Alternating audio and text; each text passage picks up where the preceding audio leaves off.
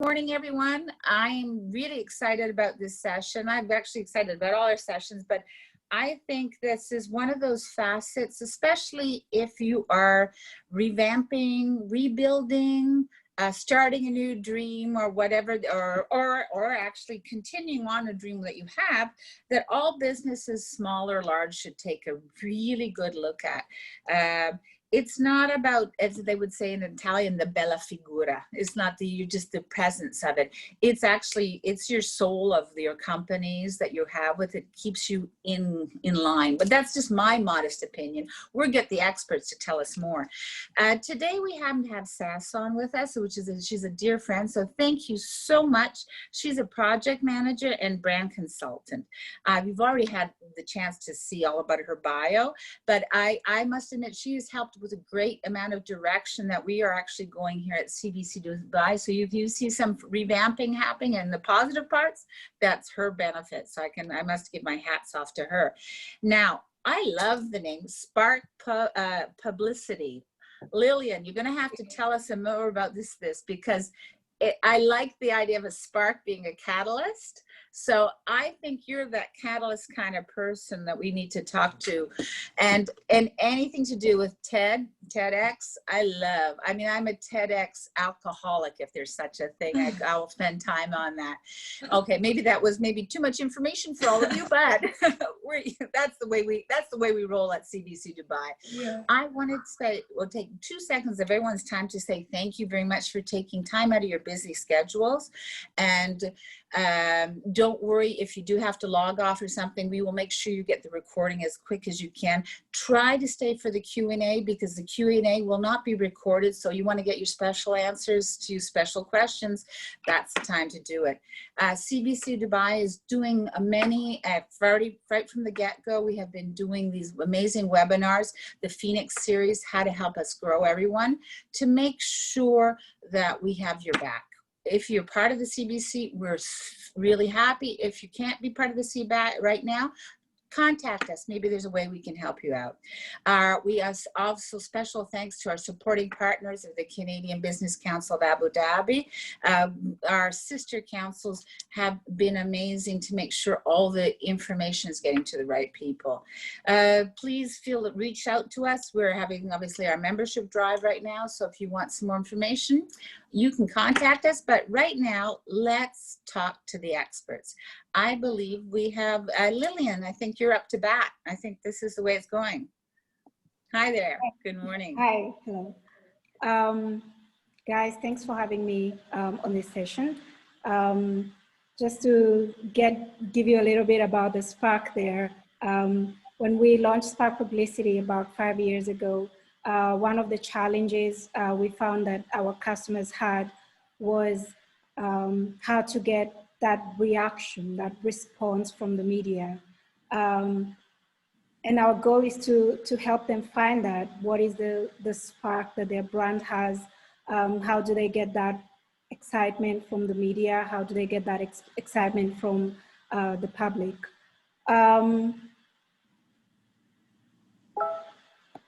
Shall we be starting with me, or is Susan going ahead first? Susan, you tell me. You're the. Yeah, I was thinking just for the audience benefit. I think it's better to start with initial phase where you're starting up your business and your brand, and then we move on to Lillian's exposure and PR. So I'll start with how to build your brand. Okay, great. Thanks, girls. Okay, so here we go. I'm just working out, sharing the slide. It's perfect. It's up there. Okay, so how to brand your SME. Basically, I just wanted to walk you through that. What I'm trying to do here is to give all the essence that I've been working on with multinationals to SMEs, and I've helped also with government entities and entrepreneurs. So it's a 5-step process basically to build a brand. And what really makes a brand is a question that I always ask before executing anything to the public is this authentic to your brand, or are you just following someone else? Because authenticity will what actually connect your brand to your specific audience. So here we are trying to build an intentional brand. So when we talk about why do we need to build an intentional brand, you can just create a logo, put it on your stationery, and that's how it used to be before. But now people want more. They want to know that they connect to a certain level with this brand. What does this belonging means? So this is why it's important to build a brand. Building a brand means you're building an entity that connects your business to a certain group that interested in that product or service. So it's not for everyone, it's for a specific group that is interested in your business. And it gives you confidence to present your business to your market. It builds trust. It gives you a reputation, and it can position your brand and your business. It gives a higher financial value, and it generates leads. So this is the importance of building a strong intentional brand. So as an example, just a quick one, you have a watch and you have a Rolex watch.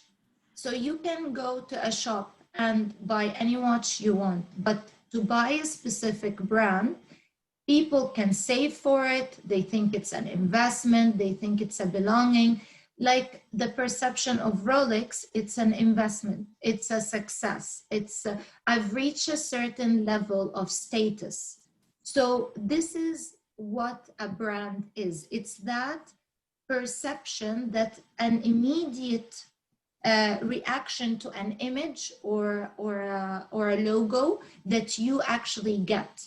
So when you see an Apple Mac, you can buy a 600 desktop, or you can buy a 1,200 desktop, and you'll be like, no, but I'm an Apple user.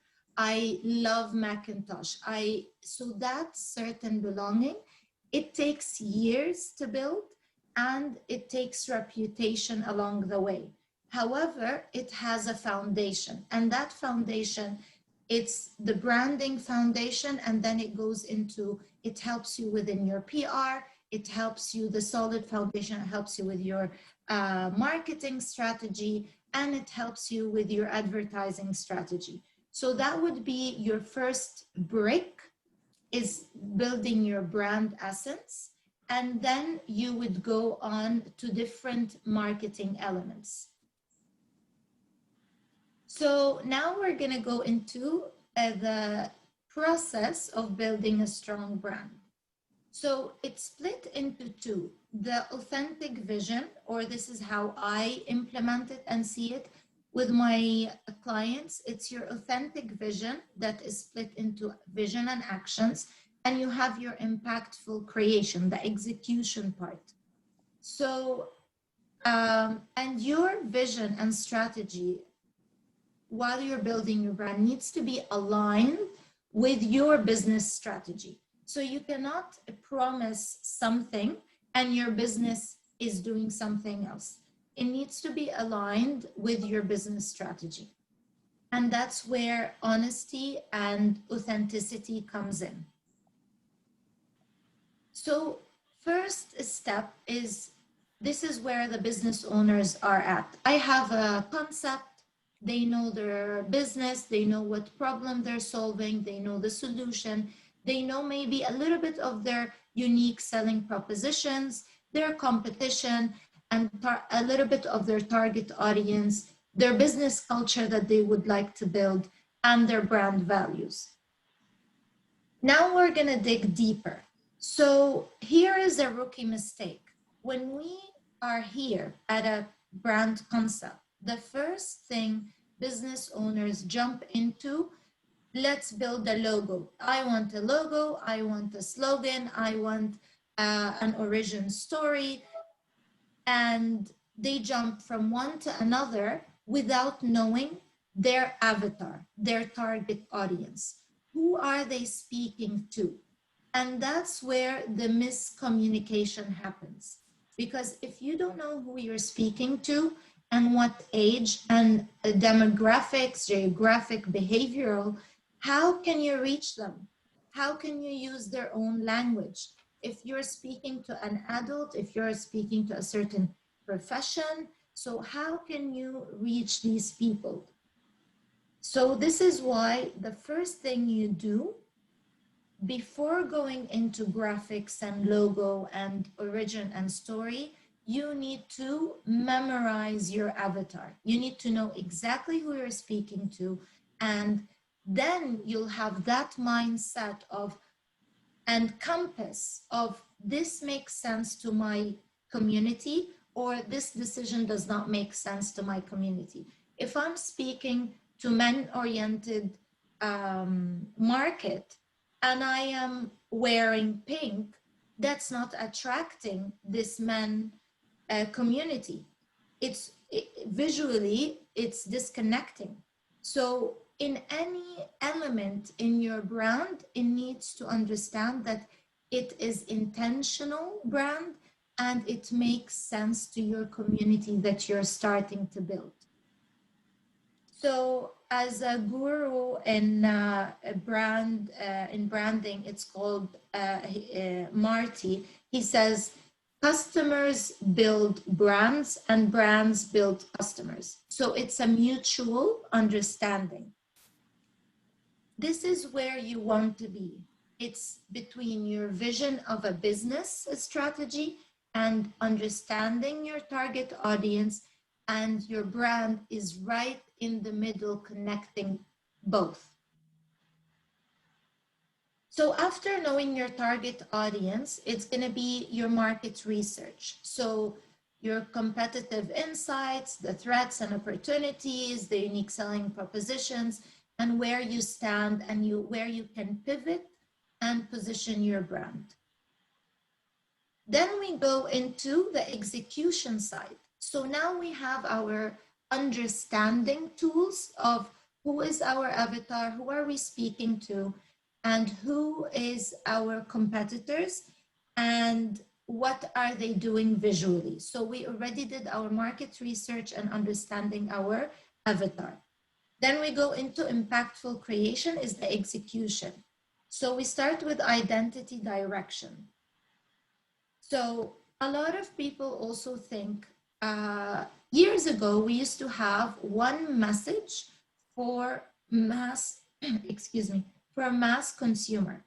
And that doesn't work anymore, because you can have a brand like, I will give you an example in a bit, Adidas, and they have plenty of personas. So persona is basically you knowing your target audience, and then you're splitting your target audience into 2 to 3 or even more, or could be one singular persona depending on your business. And that means I also have a persona template on my website if you would like to download that. So for example, you have Adidas, it's an athletic wear. That's the obvious, but they actually have 3 personas under that brand. So one is their athletic performance line, and that's the biggest percentage. Then you have your Adidas Original, which is lifestyle line, and it's more for fashionable, sporty wear, younger consumer. And then you have your Adidas Y3, which is for higher purchase value consumer and older range of fashionistas. So these are an example of personas and how you can use them into your advantage of visual for messaging, and even maybe you will have different campaigns for each one. Knowing so now, dividing your target audience into different personas, you will need a different moods and visuals that will attract each audience. So you need to think about it as if it's a different brands into one brand. Or you can have a one umbrella of ethics and values, but you're reaching different personas. So it depends on your brand architecture, how you would like to divide it and how you would like to campaign for it. But it definitely needs a different visuals and a different messaging to reach each persona. So personality comes into that as well. So the tone of voice is important. The language that you use is very important.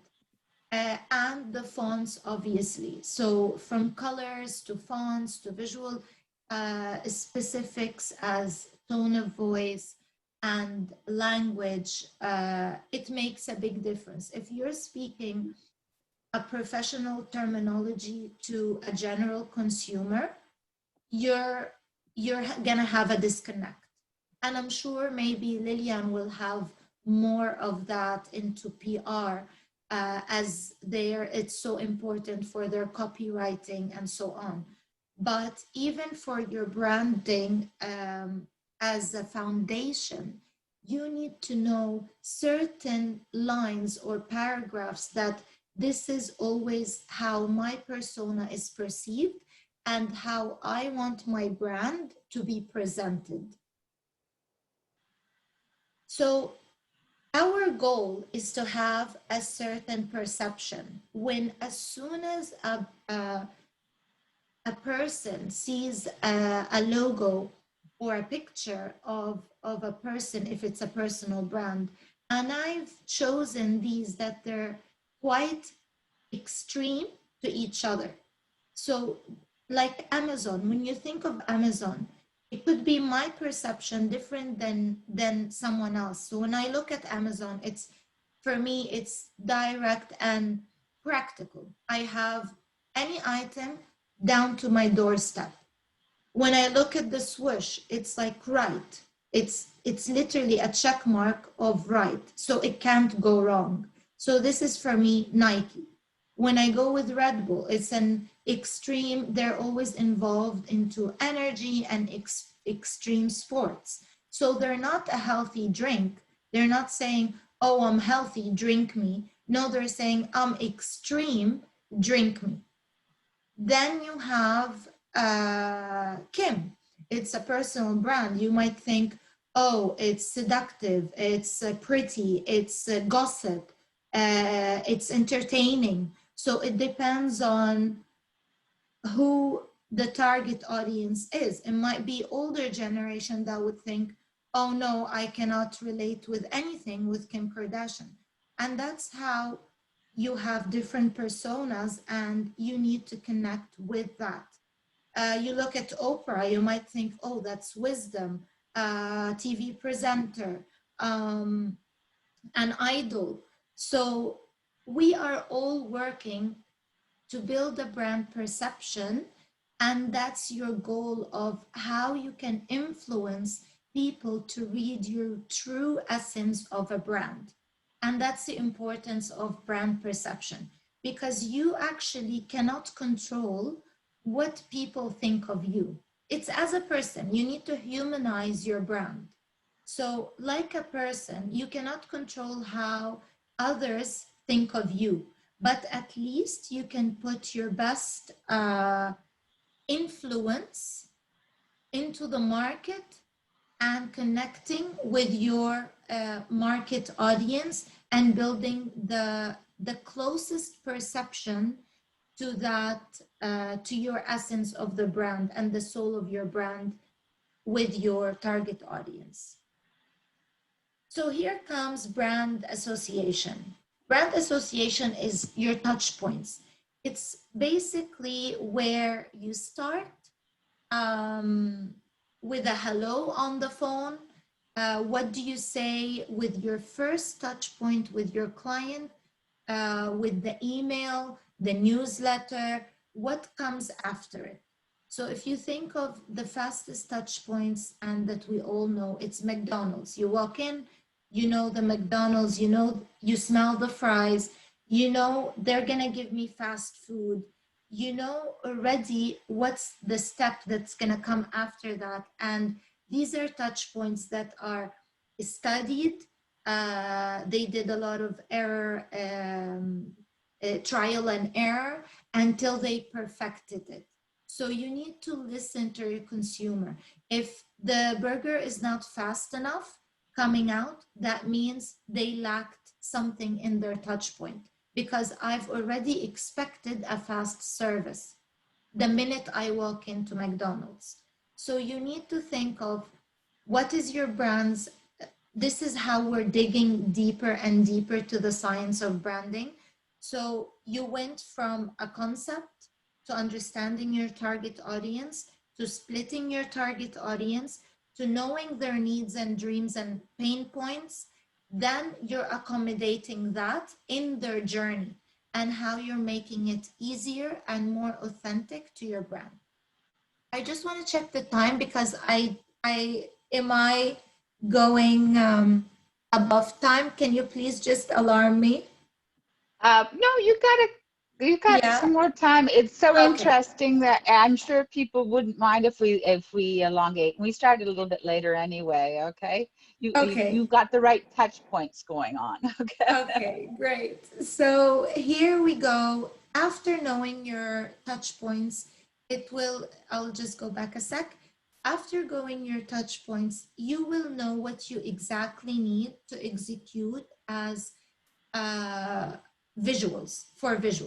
So for example, uh, if you need a business card, or if you need stationery, that was the typical question coming out, or requirement coming out to a graphic designer. Oh, I have a new brand, I want stationery, I want my letterhead, I want my logo, I want my business card, I want this. Do you actually need these things? So these are the things that you need to ask yourself. Okay, so for me, I might need an email signature, but not a letterhead. You need a signage because you have an actual shop. You need packaging because you have an actual product. So you need to go through what are the touch points and how you want to reach the person. Is it or is it electronic, or is it going to be an actual physical packaging? And then you will list these things, all the touch points from the beginning of your process connecting with a person till the post sales and after post sales. So once you list them down, and then you will know what exactly you need visually to execute. And here where you need to encounter with an art director or briefing a creative personnel like a graphic designer, and you will have like, okay, so I have my mood board, I know my personas, I know these are my target audience, this is the language I want to speak to, these are the colors I need, and these are the elements I would like to execute. So you have an efficient creative brief. And this is actually how we do it as an agency. When we are in an agency, we always speak with our clients, understand their requirements, lead them to either they know their personas or we have to create them, and so on. And then we have a specific brief for a creative. We do not just go, we have like, this is our brand, create everything we need, because they won't know specifically what you need. And this is the brand framework. So we go, as I went through, from your business concept to your vision, to your target audience, and then building your brand. It's going to be your vision and values, your identity, touch points, and then business experience. And this is your brand architecture. So bonus tip, I just want you to keep in mind when you're growing your brand that it's starting at a small point, and then it's going to be still effective for many years ahead. So you need to have a long-term vision. So don't look at something that is just catchy now and you're thinking of a short-term influence.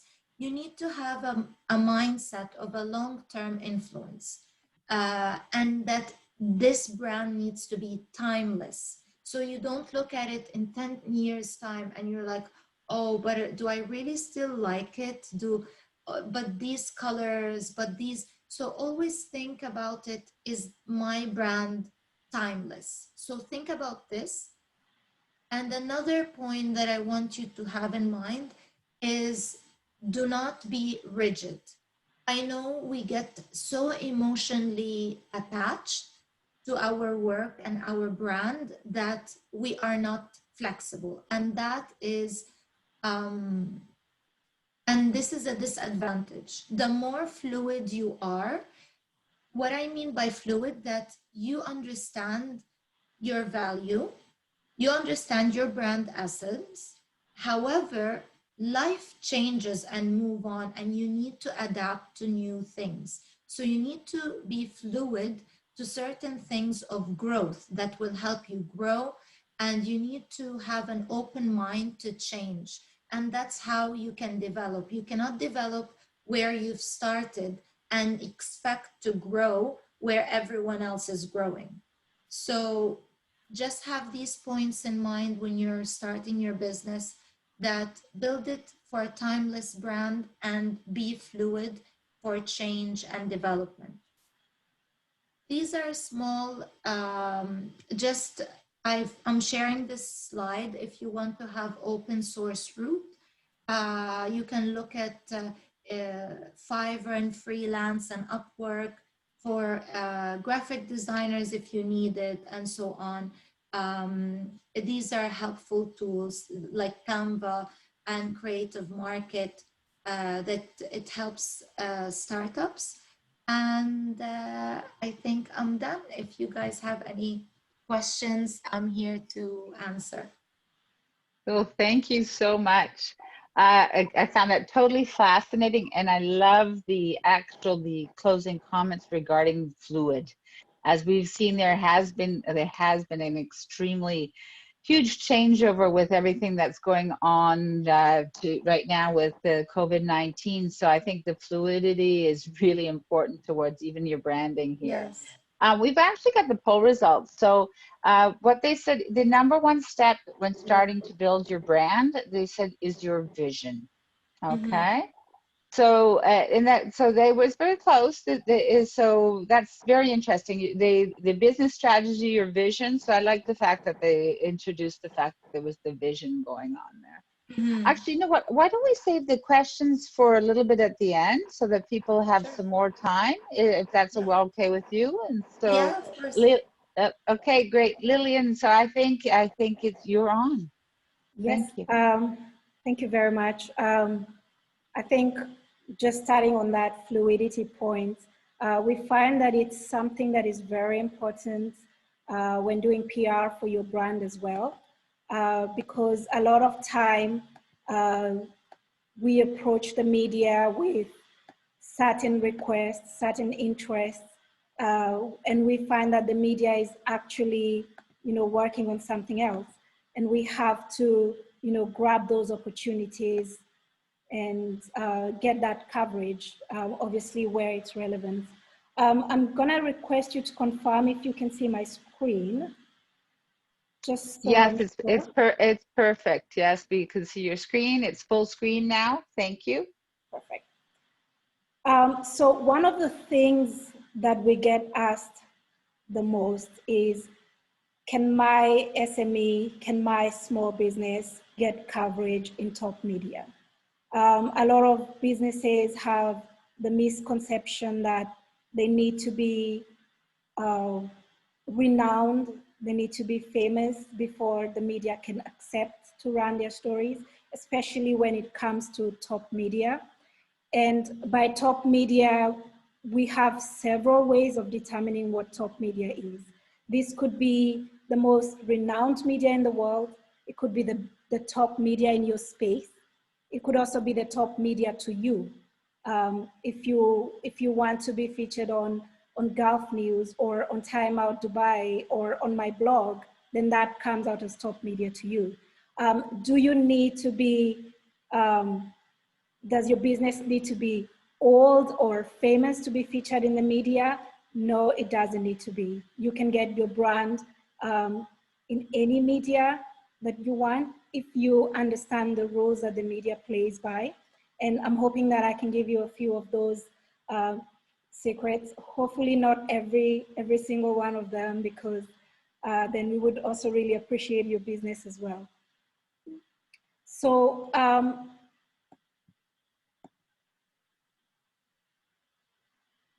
before you get or approach the media, the most important thing to understand is obscurity is your biggest challenge. A lot of businesses have the misconception that they should be focusing on their competition. Your biggest problem is not your competition. Your biggest problem is obscurity. We've seen this in the banking sector where we have tons of banks. We know the banks. They do wake up sometimes and check what is the other bank doing, but the most important thing for them is that they're not obscure. They are known by the public, because if people don't know about your business, they're not thinking about it. So the first step is to shift your perception from your competition and look at ways to stand out in the crowd. You cannot dictate how many businesses are going to join your space. You might launch today, another business might launch tomorrow. How do you still stand out? And before you can, to enable you to stand out, you need to understand, what space am I working with? What is the total conversation? What is the volume of conversation that is happening in my space? For example, one of the searches that we did towards the end of April, right in the middle of COVID, one of the top food delivery, vegetables delivery businesses approached us, and they wanted to understand, we want to get in specific names. We want to get media coverage. One of the first steps was to see how much media, is the media talking about this topic? In certain countries, there are topics that the media is not talking about, whether it's because of government regulations or it's because the target audience is not interested in that topic.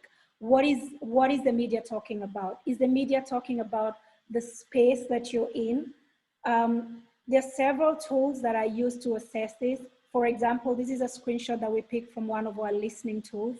And what we do is we input, keywords like food, vegetables, fashion, softwares, and try to understand how much media coverage are brands in that space getting. And aside from how much coverage is, what are they talking about? Are they talking about, with regards to food, are they talking about delivery? Are they talking about the market? Are they talking about freshness? That allows you to make sure that your story is aligned to what the public wants to hear. And if it's aligned with what the public wants to hear, then it's going to be aligned with what the editors want to talk about, essentially, because it is a chain of communication to your public. And then what are the notable mentions that you've gotten in that space? In this specific example, we looked at, what publications were talking about food delivery, vegetables, during COVID. How much coverage were they running? Who is a top publication that is talking about, your specific topic? In this case being Gulf News, Xavier, The National, leading the communication. But what if they're being pitched by every single business in Dubai? Are you interested to step out of the region? And then outside the region, what are the media that, that is talking about that specific topic? And then what are they saying? What are they talking about? If they're talking about food, what is the topic of food that they're venturing into? Is it something that is aligned to your business? Is it something that you do? Because if it's not, you might want to consider telling, crafting your story to align to that, or even approaching a different media that is interested in that kind of story. So in this particular case, for example, the competitor or the brand that we were looking at works in the same industry as Kibsons, and they already had a picture in mind of what media they want to be in. They already knew we want to be on Gulf News, Khaleej Times. We want to be featured once a week for the rest of the quarter or the rest of the year. Is that going to reduce your obscurity? What is the point of investing in an agency if you're going to be just as obscure as you were to begin with? Obviously, there's an effort, there's an impact in one piece of media coverage in the Gulf News or one piece of coverage on CNN, but does that make your brand less obscure? If it doesn't make your brand less obscure, what can you do? In this case, for example, we looked at how much coverage has your competitor, how much coverage has Kibsons gotten over the last 1 year? They've been covered 300 times in the media over the last 1 year. How much have they gotten over the last 1 month? 100 pieces of coverage. Now, if you come in with an effort of one piece of coverage once a week or once a month, how is that going to help your brand? Is it going to reduce the obscurity? And if it's not going to, what are other ways we can tackle this? What are other ways you can approach this to get the same publicity and exposure from a different perspective with a higher amount of effort? Perhaps it might be to reach out to 1,000 bloggers for the same cost, or to reach out to 100 publications on a different space for the same cost. One of the other things we look at is, out of that media coverage that the brand has gotten, when did the coverage happen? What times, what was the frequency?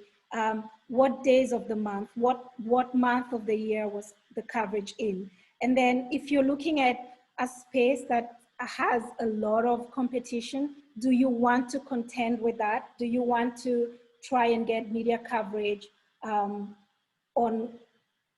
Christmas if you're just starting off a cake making business? Or do you want to approach the media a few weeks before Christmas in the bit of quieter times? What are the times that other brands are getting coverage in the specific space?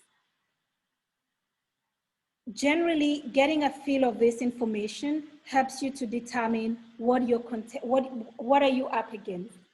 The reason for this is because getting coverage in the media, we're working with gatekeeper. This gatekeeper is the editor, the writer, the journalist. This is the amount of information they're getting. If they're getting 100 pieces of media coverage for Kibsons in a month, it means they got tons of press releases on that topic. This is what the press release was about. Now, that presents an opportunity for you to decide, do I want to go with the flow?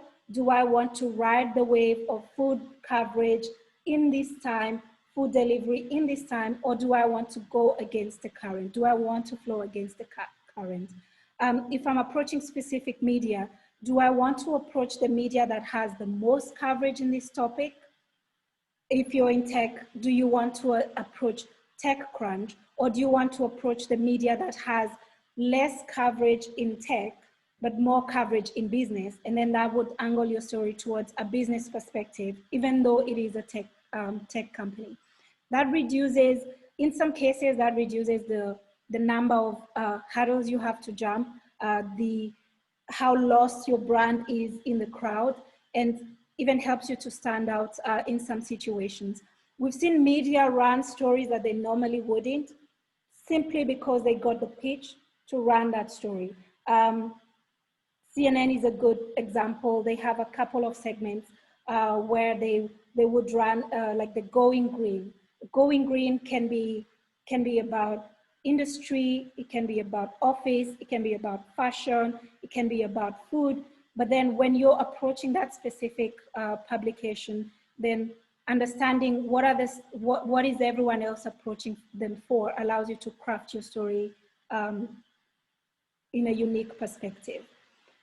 One of the other things the tools are able to really show us is who is the right person to reach out to.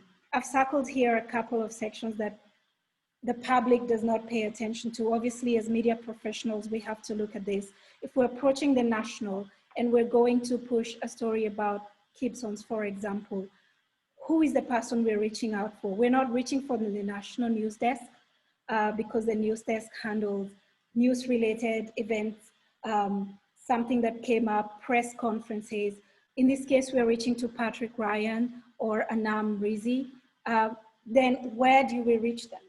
Are they on LinkedIn? Are they on Twitter? Do I know someone who knows them?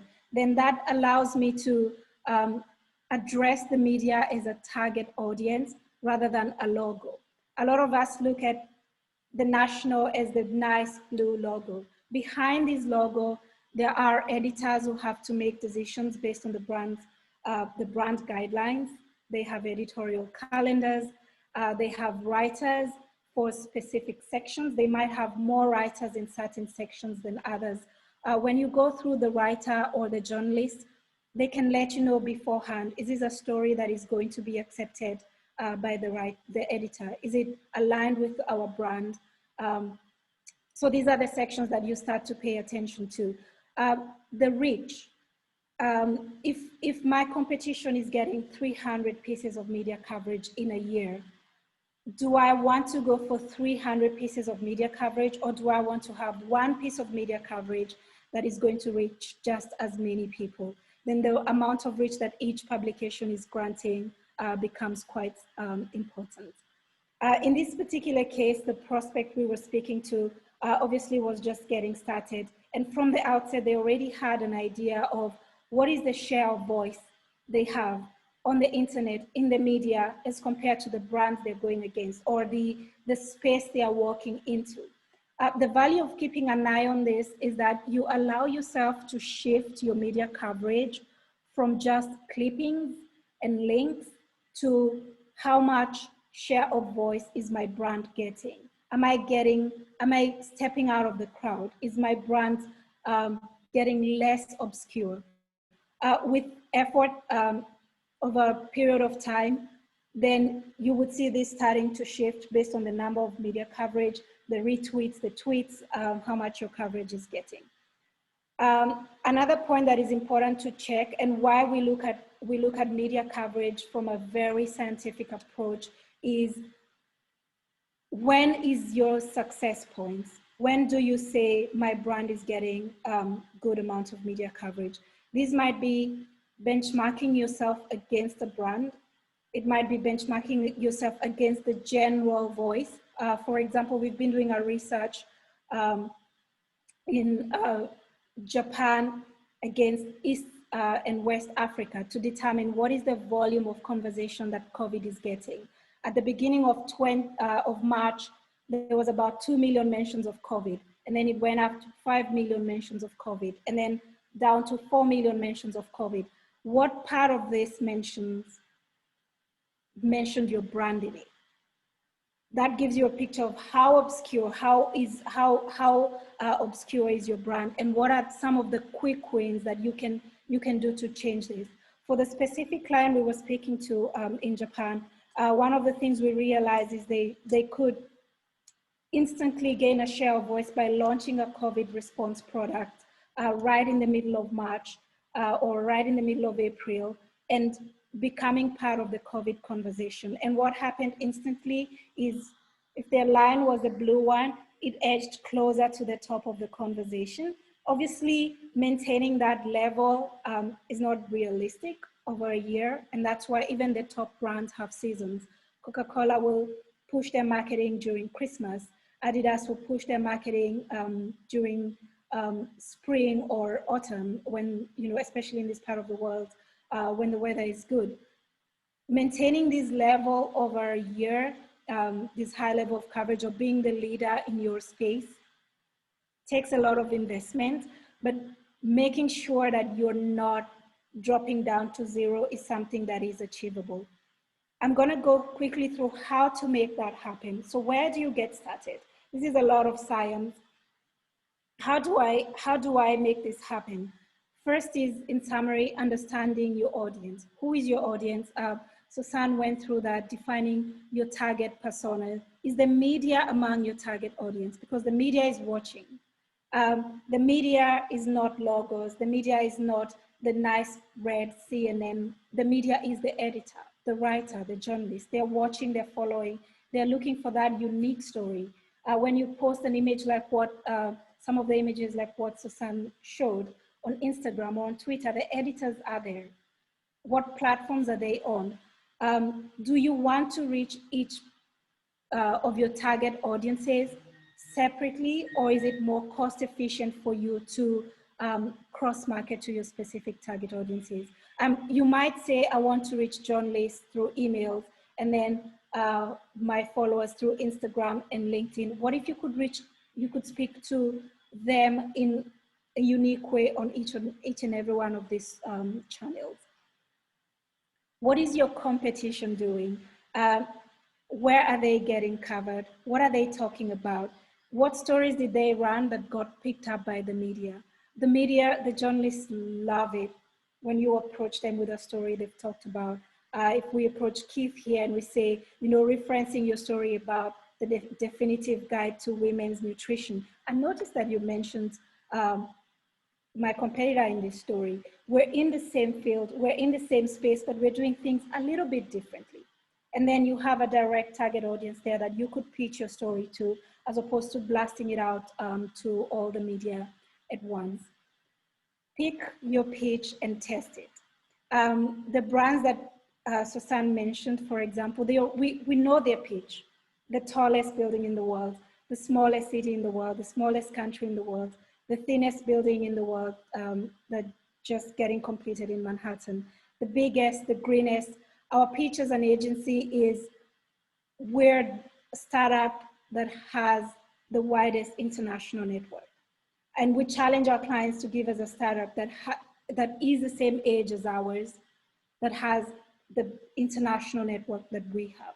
Now, when it comes to the media, that might be interesting to some media. When you approach the media, you test your pitch. Do they respond to this pitch? Is this working? If I say I'm the fastest in delivery, they will want the fact. Can I substantiate this? Can I prove this fact? Flexibility becomes really important here, because if your pitch doesn't work, you're going to have a really hard time convincing anyone to run the story. And that's where you need to be flexible, adjust your pitch, find a space that hasn't been taken, or find a space that has been taken and craft that, change that to your advantage. One of the ones, my favorite ones, is the ugliest vegetable. Oddbox is a brand in Europe. They will take the vegetables that have been rejected by the supermarkets. That's a unique space to take. And there's a lot of these unique spaces that you could pick as your pitch. Then Susan went through preparing your assets, your imagery, your logos.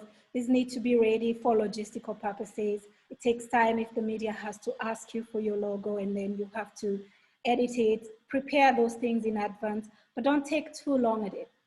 Because you've already crafted your story, it's really disappointing when someone else is already getting media coverage in the same, on the same topic before you can get your assets ready and get your website ready. These are things that could happen at the same time. So prepare your assets, prepare your website, prepare your social media, but don't take too long doing that. Define your goals. What is your success point? When is it that you can say you have achieved success?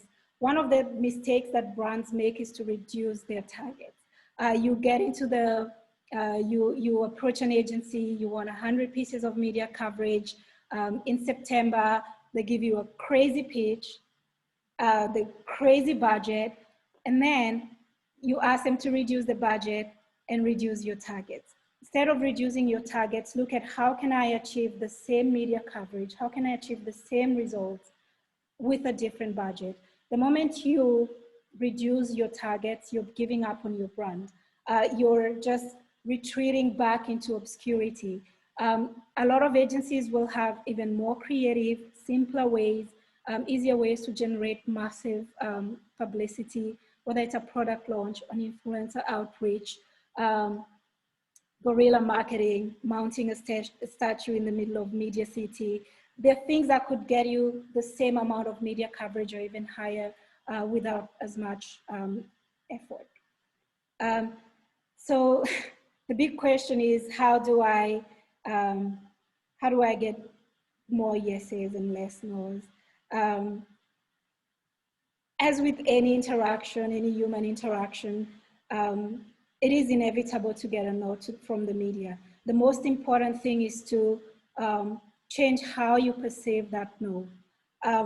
The reason the media will say no to you is because either your story does not align with their editorial guidelines, they don't believe your story, they don't have enough resources to invest in your story, or they're running something similar later on. So always ask why you got the no.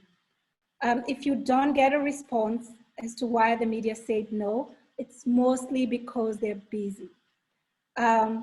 When we speak to a lot of editors, we realize they want to tell unique stories. They have websites to fill, they have magazines to fill, they want to tell unique stories. They might say no because they're busy or because they're working on something else. Understand why you got a no. To increase your yeses, obviously you need to network, build relationships with editors and writers. Don't build a database of all the publications in the UAE or in the GCC and the email addresses and phone numbers. Connect with writers, connect with editors, connect with freelancers. These are the people who write the story. Ask them if they're interested. Tell them your story and ask them if they're interested. It's very frustrating to get 100 emails that are not related to what a journalist is looking for. Ask them if they find your story interesting, and if they do, what do they find interesting about it? It might not be what you think. It might be that it's a woman running the business. It might not be the fact that it's a cake business. It might be that it might be your age. It might be your nationality. It might be your location. Ask them what they find interesting about your brand, and use that to craft a unique story. Be honest. You don't want to have we've seen this with the Kendall Jenner story, Kylie Jenner story. We don't know if it's true, if she was really a billionaire or not. Be honest. This can also backfire. A story could run today, but it could be retrieved a year from now. And that's a more interesting story when a story is retrieved. That could generate massive amounts of negative publicity for you. One of the things we also get asked a lot is show the evidence. And this is something that the top media will insist on. If a media is not asking for proof, they will most likely run any story. And you could claim to be the biggest or the oldest or the fastest, but your competition could do the same tomorrow. So show the proof. If you're allowed to give home lessons or home classes or provide lessons online, show the proof, show the certification, show your trade license. Follow your beat, follow stories in the same space. This allows you to know the editors, know the writers, get a feel of what the media is normally running stories about. Agree to disagree with the media, and then find a middle ground. Don't push your story. Again, we're still interacting with humans. They're trying to do their job. They don't have a lot of time. If they don't agree that your story is worth publishing, find a middle ground. What could make this more interesting? If I came back to you later in the year, would this work? They will tell you the honest truth. They will save you a lot of time. They might also redirect you to another publication, another writer, another section. And then be reachable. one of the best ways to get media coverage is when the media reaches out to you. It's quick, it's fast, they already know what story they want to tell, but you need to be reachable for that to happen. Check your LinkedIn messages, connect with the media on Facebook, then be reachable. We've seen clients miss opportunities for media coverage because in one case, Friday Magazine wanted to do a story about their birthday, and they wanted a set location to shoot it in. They wanted props. Specific client was doing amazing cakes, and they wanted to do, a crazy cake in the background. It took ages to get a response. They had to move on to someone else. Be reachable, be responsive. One of the things we've seen is when a brand is not responsive, the media will look for faster options. They have go-tos.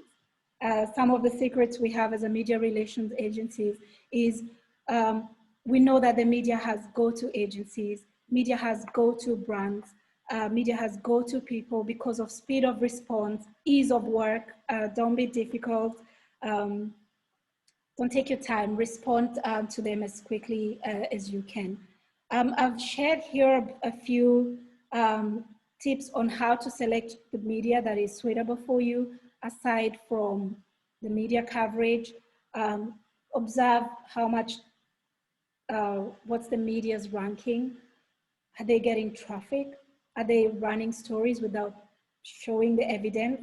Are they posting regularly? Because that helps you make the decision. If I want to get covered in this publication and I want to talk about food, how often do they run stories about food?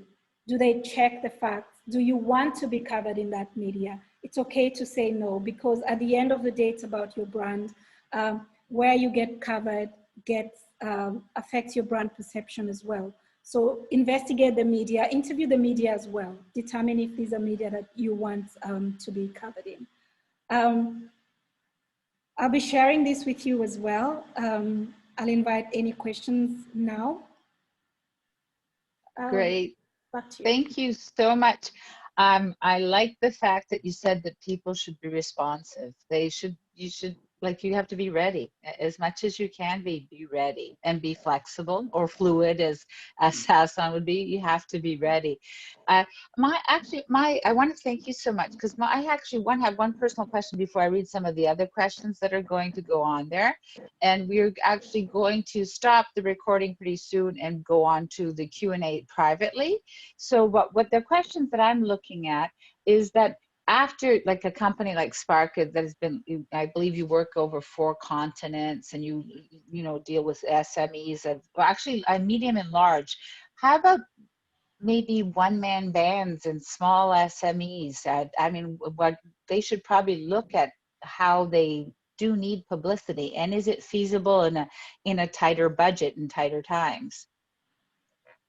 It is possible. One of the most important things for SMEs is to target your reach, target who you're asking. Obviously, as you mentioned, with tighter budget, with a smaller team, you don't want to spend weeks talking to media. When you're reaching every single publication, it takes time. You want to focus on your business as well. So choose the media. And one of the questions we ask our clients is, where do you want to be featured? There's where we can get you, but where do you really want to be featured? One client came to us and they wanted to be on Forbes. And we thought, well, then let's work on that. We'll share with you the editorial guidelines. We'll share with you their annual editorial calendar. We know who the writers are. Let's pick a topic that suits you. It's October or January. They're running a story about women. Let's pitch that specific section. So that allows you to target the media. And media love this. The media wants to tell the story of a business that's coming up, a person who is trying to make a difference. At the end of the day, there are media that will focus on the Samsungs and of this world, but behind those stories, there's a human, there's a person. If they're talking about the phone, they might be a tech publication. But if they're talking about people, they might want to talk about the CEO, the founder, and those are the spaces where we find smaller businesses getting featured. If you're in the stage where you're just crafting your business, deciding your business strategy, you might also want to look at where do I stand out? Some brands stand out by their color. Lemonade is one of them. I'll ask you to check Lemonade on Instagram. Their Instagram account, as a result of this, they have gotten a lot of media coverage as a startup. Noon stands out by its color. What makes you stand out? And you can craft that in the early stages when you're building your brand. Decide where you want to stand out and use that for your media coverage. The yellowest logo, or the first or the smallest even. One of the stories we're seeing for SMEs as well is you could be the smallest giant, or you could be the smallest business that's offering that solution. We're at a time when we're valuing small, big offices, and that is a pre-COVID situation. So it is possible to summarize that. Okay, that's absolutely great, because